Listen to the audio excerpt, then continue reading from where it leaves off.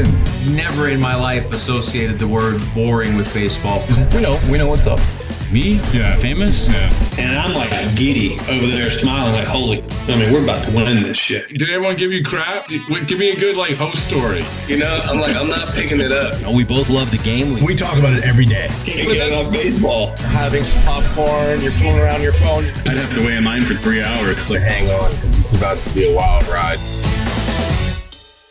There's no human being on planet Earth that I'd rather be talking to more than Taylor Trammell. In fact, honestly, so we had talked a couple of years ago very briefly when you were in Seattle. Mm-hmm. And it's sort of, you're a guy that I've wanted to talk to because I really enjoyed our conversation. Yeah. It was only 5 minutes. Yes. But I'm this is a guy I would like to talk to. So I appreciate seeing you and all that you do. And also, when I see how well you're doing and sort of where you've landed, I'm super happy for you. Yeah, I appreciate that. Yeah, it's been a long road, but I think being here in Houston is everybody talks about the right fit and everything like that, and been here for about a month and a half now, and I feel like it is the right fit. It's like when you put on a right shoe for the first time, that you wear it for 15, 20 years or however long. Some people never get rid of them.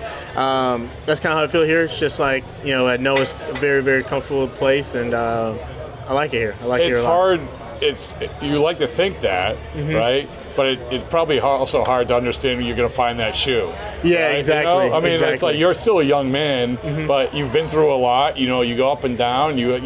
We talked before about expectations early on. Yep. But there's probably a time where you're like, man, am I going to find that shoe?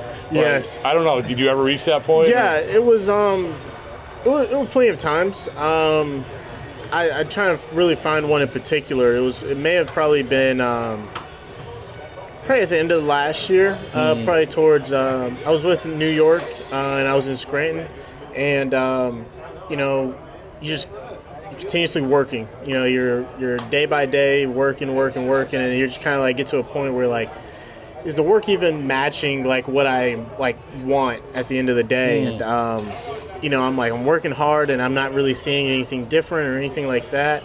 And then at the end of the offseason, I got traded here, and I was just continue to do the things that I'm doing. Continue to work hard, continue to better my game, continue to understand the things that I do well, and how I'm able to provide this to this team, and ultimately just get to a point where none of it even matters. You just go out there and you play, and you know that your assets are gonna take care of what they need to take care of, and you're going to help the team win at the end of the day.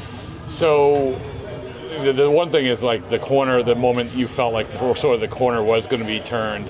But, what's cool about where you landed is that in baseball now, a lot of times people see the best in you when others don't. Yes. Right? Yes. And so when this organization sees that, you can say, I'm grinding, hey, listen, I got a job, I'm in New York, in the mine, whatever it is.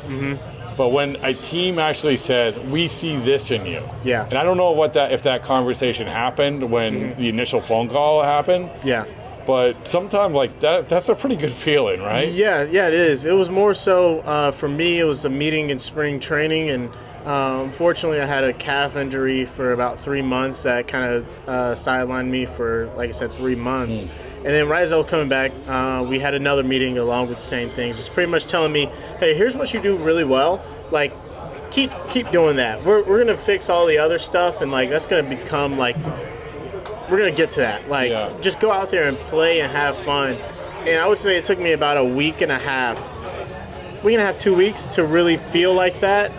And I would say credit to a lot of the guys in the locker room, right? Because they could see it in you, though, right? Absolutely. Yeah. But here's the thing: it's we have certain conversations with a lot of teammates, and let's try and redefine success. How was I able to help the team win today, rather than going 3 for 3 and not being able to help the team win? Does that make sense? No. Let me tell you. So, this is you. This is your interview. But I'm gonna a couple things that you just said springs to mind. One of the great things about doing this podcast is that I get a chance to talk to a lot of different people, and they come up with a lot of different things which resonate.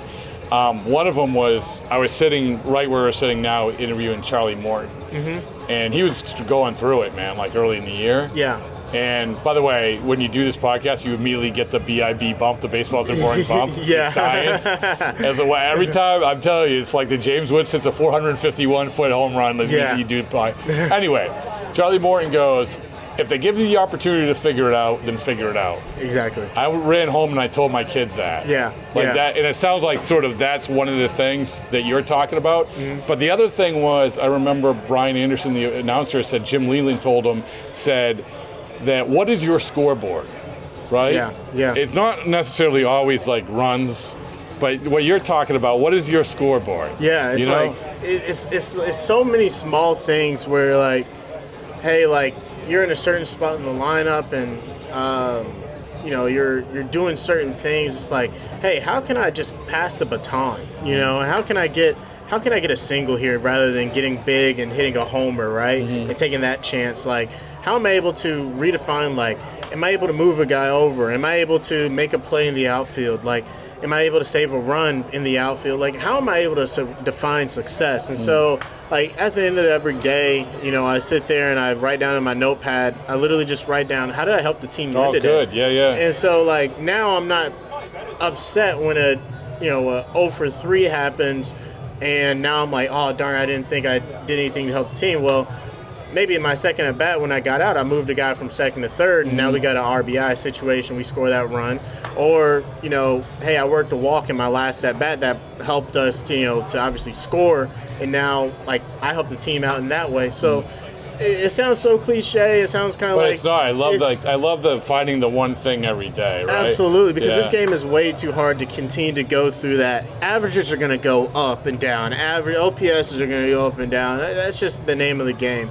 But at the end of the day, it's like, how am I helping the team win? How am I helping this ball club to now prevail? To now we're playing winning baseball rather than me baseball. You feel me? So No, and I was just talking to Caleb Ward about like this organization, about how this organization wants to win. I mean, they're like, it's about winning. It's about doing what it takes to win, and whether that's the front office, whether it's the player, whether what level of player. Yep. It is like we're all pulling on the same rope. Do you feel that? Absolutely. I mean, especially like now with like the new additions with the guys that we got now, it's even more like heightened because like obviously we know the leader that Correa is, and obviously we got Urias and Sanchez as well, which those guys know how to win as well. But it's just bringing in guys that have that itch to win, and not so much where you see a guy where it's like, oh, good stats, but that's the only thing that guy cares about. It's like, oh no, it's like,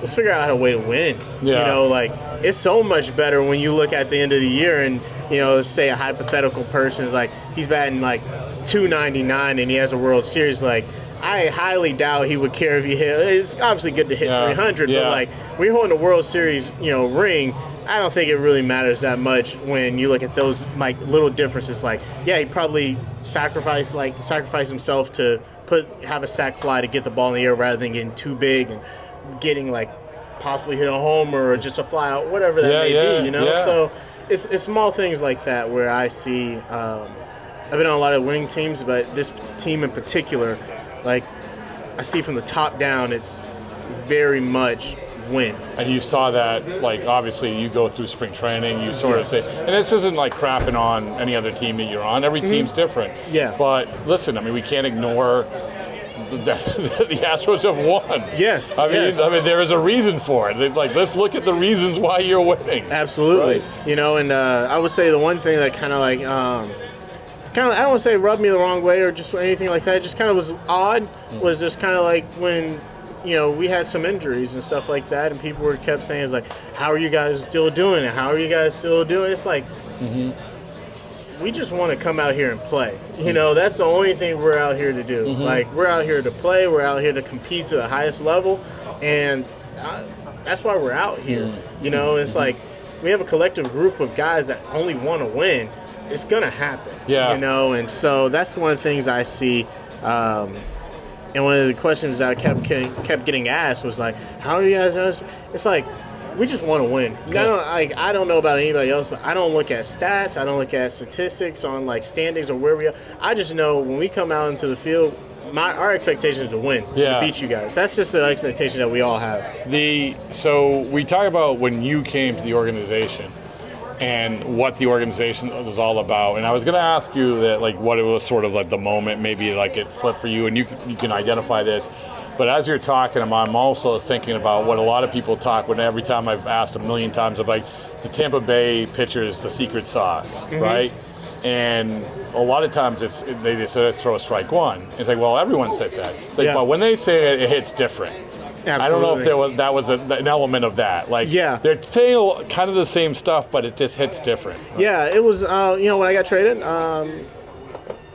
was the conversation was, hey, like, we're happy to have you, and we're happy to win with you. And hearing that, it was like, okay, this is the plan. Like, we're winning. Like, we're getting to the point where it's like, I don't care if you hit 500. How are you going to help us to win? And that's one thing where now for me, I'm going out there a little like more free. I'm just freer out there because I know my mindset. I know everybody around me like has the same mindset. So now I can just go out there and just be free. I know, like, hey, if I may not get the job done, I know the guy right behind me is itching this for the same way, and vice versa. If they didn't get the job done or something like that, like, they know I'm going to be prepared in my preparation, my work ethic to go out there and face this pitcher and get the job done. How much more confident of a major league player are you? Much Really? more. I mean, like when we talk, obviously, you're a highly regarded young guy. But that's a blessing and a curse. Yes, absolutely. I felt it probably was for you. Yes. It's like, okay, let's go. Yeah. Let's go. Yeah. Let's go. But now, through all these experiences that we're talking about, now you're just going and playing. Absolutely. You're going out there and playing, and, like, for me, there's a lot of more things on the side that I've done, but kind of like to kind of hone it in. It's like a lot of guys just get to the point where they don't care anymore, and it's like, I have a very healthy relationship with baseball now. It's like I keep it, whenever I'm here, I keep it just baseball. And then when I leave, I don't think about it. I don't.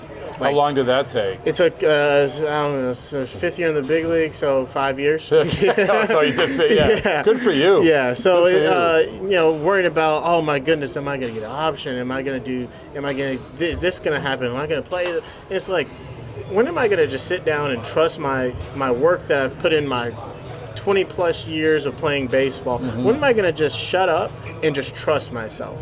And that's kind of like the point that I kind of got to. It's like, okay, now you kind of see it's like, continue to do that, Taylor. Like, continue to hone in, continue to build each and every day so that when those bad days do happen, you know exactly how to handle it. And that's kind of like where, for me, it's like, it's not even a bad day. It's like, I probably just didn't get the job done. It's like, it's not even. How did you come to that? Like, maybe it wasn't just like I woke up, or maybe it was somebody said something. But how did you said it took 5 years, right? Yeah. So how did you come to that?